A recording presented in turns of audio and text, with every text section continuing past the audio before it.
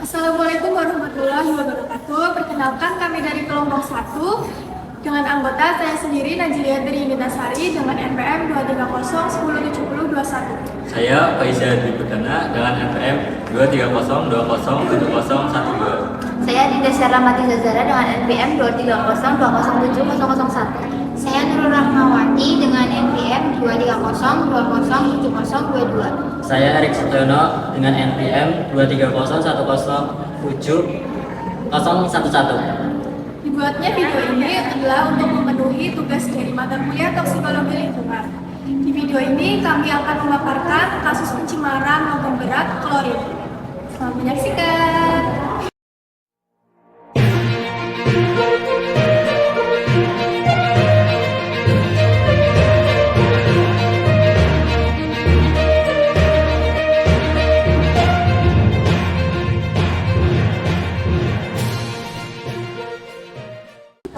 Sebelum kita masuk ke dalam pembahasan, saya akan menjelaskan apa itu sanabiotik alami, dan sanabiotik sintetik.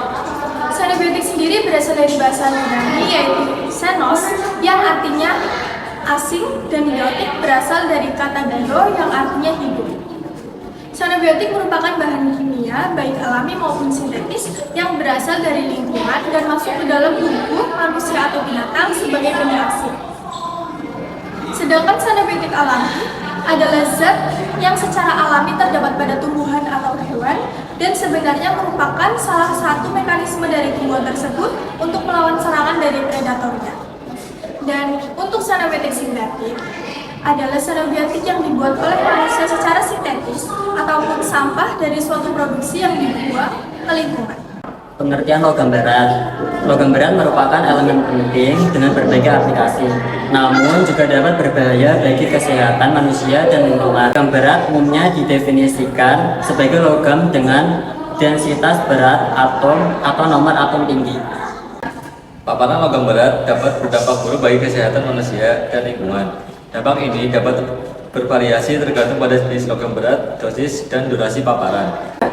Berikut beberapa dampak yang dapat terjadi. 1. Kesehatan manusia. Logam berat dapat menyebabkan berbagai masalah kesehatan seperti kerusakan otak, saraf, ginjal, dan hati. Paparan jangka panjang dapat menyebabkan kanker dan cacat lahir. Terhadap lingkungan ada logam berat dapat mencemari tanah, air, udara, beracun juga bagi hewan dan tumbuhan, dan mengganggu rantai makanan. Pengendalian logam berat. Upaya untuk mengendalikan emisi dan paparan logam berat sangat penting untuk melindungi kesehatan manusia dan lingkungan. Berikut beberapa langkah yang dapat dilakukan. Yang pertama, mengurangi emisi. Menerapkan teknologi yang lebih bersih dan efisien dalam industri dan pembangkit listrik. Yang kedua, ada penanganan limbah. Mengelola limbah industri dan rumah tangga dengan benar untuk mencegah pencemaran. Yang ketiga, ada meningkatkan kesadaran. Meningkatkan kesadaran masyarakat tentang bahaya logam berat dan cara mengurangi paparan. Terus yang terakhir ada penelitian, melakukan penelitian untuk mengembangkan metode yang lebih efektif untuk mengendalikan emisi dan paparan logam berat.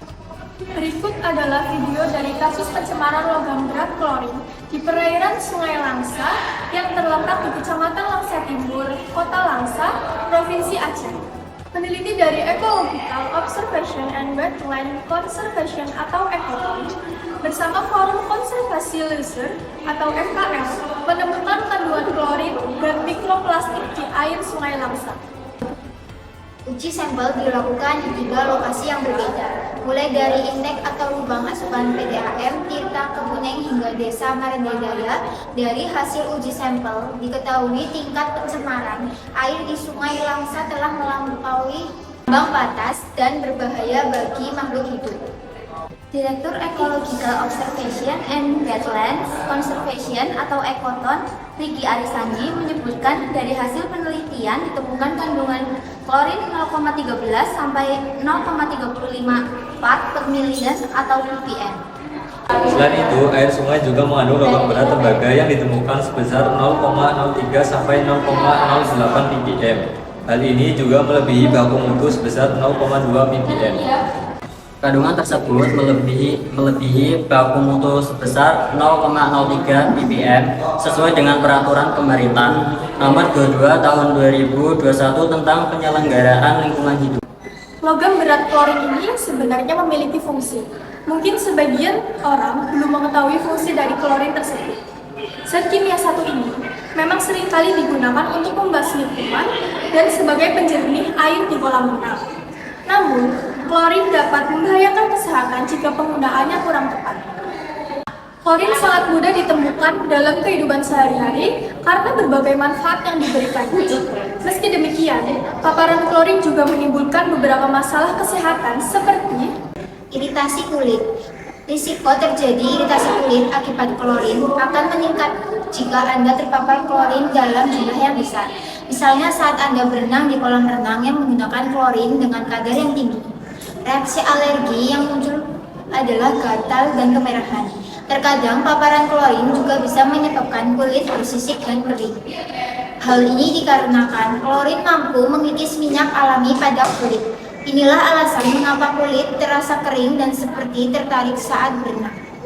Kemudian ada iritasi mata. Paparan klorin bisa menyebabkan mata gatal dan kemerahan, pandangan kabur, serta sensasi perih pada mata. Oleh karena itu, segera bilas dengan air bersih terpapar klorin.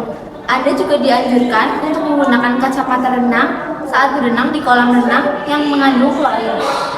Gangguan pernapasan. Paparan gas yang mengandung klorin dalam jumlah banyak bisa menyebabkan iritasi dan gangguan pernapasan. Kondisi ini dapat memicu terjadinya gejala sesak nafas, hidung berair, nyeri dada, batuk, dan menggi. sekian video yang dapat kami tampilkan. Mohon maaf apabila masih banyak kekurangan dalam kami menyampaikan informasi. Terima kasih. Wassalamualaikum warahmatullahi wabarakatuh.